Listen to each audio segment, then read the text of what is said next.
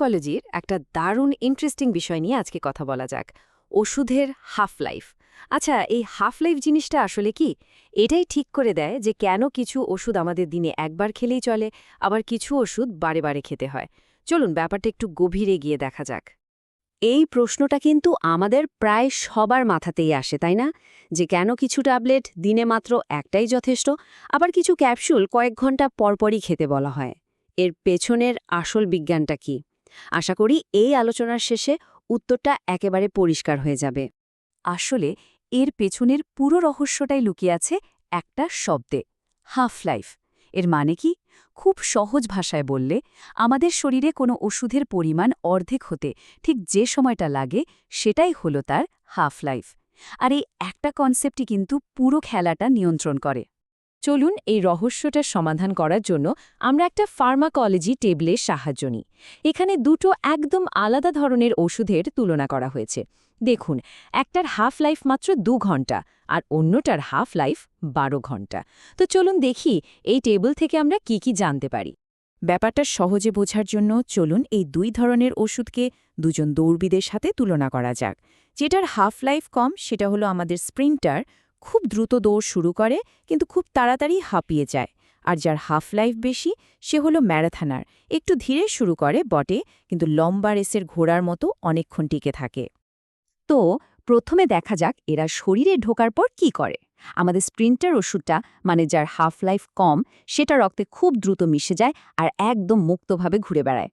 অন্যদিকে ম্যারাথনের ওষুধটা কিন্তু ধীরে ধীরে শোষিত হয়, আর শুধু তাই না, এটা রক্তের প্রোটিনের সাথে এমনভাবে নিজেকে আটকে রাখে যা তাকে অনেক লম্বা সময় ধরে শরীরে সক্রিয় থাকতে সাহায্য করে। শুধু ঢোকা নয়, শরীর থেকে বের হওয়ার ব্যাপারেও এদের মধ্যে অনেক তফাৎ।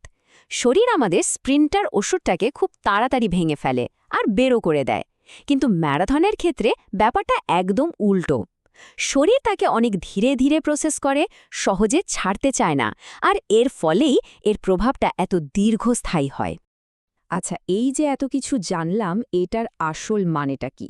মানে একজন রোগীর জন্য এর গুরুত্বটা কোথায়? চলুন এবার সেই বাস্তব দিকটা দেখি, যেটা আমাদের দৈনন্দিন জীবনের সাথে সরাসরি জড়িত। ওই যে আমাদের স্প্রিন্টার, মানে কম হাফ লাইফের ওষুধ, সেটার এফেক্ট শুরু হয় খুব তাড়াতাড়ি, কিন্তু বেশিক্ষণ টেকে না।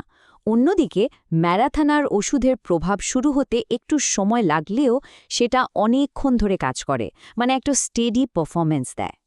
কিন্তু কম হাফ লাইফের ওষুধের এখানেই একটা বড় চ্যালেঞ্জ চলে আসে। এগুলো যেহেতু ঘন ঘন খেতে হয়, তাই একটা ডোজ মিস হয়ে যাওয়ার বা ভুলে যাওয়ার ঝুঁকি কিন্তু অনেক বেড়ে যায়। এর ফলে রোগীর পক্ষে চিকিৎসার নিয়মটা অক্ষরে অক্ষরে মেনে চলা বেশ কঠিন হয়ে দাঁড়ায়। ফলাফলটা তাহলে কি দাঁড়ালো? বেশ সোজাসাপটা। স্প্রিন্টারের ক্ষেত্রে, মানে কম হাফ লাইফের ওষুধের ক্ষেত্রে, ঘন ঘন ডোজ নেওয়ার ঝামেলার কারণে নিয়ম মেনে চলার হার প্রায়ই কমে যায়।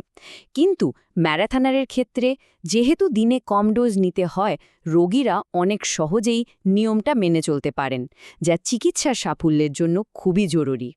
তাহলে মনে প্রশ্ন আসতেই পারে, কোনটা ভালো, স্প্রিন্টার নাকি ম্যারাথনার? আসলে উত্তরটা হলো দুটোই ভালো, কিন্তু নির্ভর করছে পরিস্থিতির ওপর।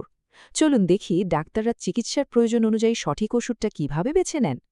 আর ঠিক এখানেই কিন্তু পুরো আলোচনার আসল পয়েন্টটা লুকিয়ে আছে। যখন কোনো এমার্জেন্সি অবস্থা হয়, যেমন ধরুন হঠাৎ করে তীব্র ব্যথা উঠল, তখন আমাদের এমন একটা ওষুধ দরকার যেটা খুব দ্রুত কাজ করবে, মানে একটা স্প্রিন্টার।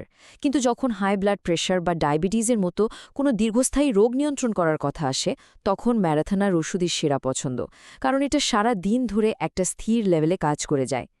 তার মানে সব মিলিয়ে আমরা দেখতে পাচ্ছি যে একটা ওষুধের হাফ লাইফই কিন্তু তার ব্যবহারের মূল চাবিকাঠি। এটাই ঠিক করে দেয় যে একটা ওষুধ কখন, কিভাবে এবং কোন পরিস্থিতিতে সবচেয়ে বেশি কার্যকর হবে। এই কথাটা কিন্তু অসাধারণভাবে পুরো বিষয়টা বুঝিয়ে দেয়। হাফ লাইফ শুধু একটা সময়ে বা সংখ্যা নয়, এটা আসলে শরীরে ওই ওষুধের পুরো মেশিনের একটা ব্লুপ্রিন্ট। মানে তার কাজের গতি কেমন হবে, স্থায়িত্ব কতটা হবে, আর তাকে কিভাবে ব্যবহার করতে হবে, সবকিছুরই একটা নকশা। কিন্তু এখানেই একটা আরও গভীর প্রশ্ন চলে আসে। যদি হাফ লাইফে একটা ওষুধের ভাগ্য নির্ধারণ করে দেয়, তাহলে কোন জিনিসটা খোদ ওই হাফ লাইফকেই নির্ধারণ করে? ওষুধের গঠন থেকে শুরু করে একজন মানুষের শরীর পর্যন্ত, উত্তরটা আসলে আরও অনেক গভীরে লুকিয়ে আছে। ভাবার মতো একটা বিষয়, তাই না?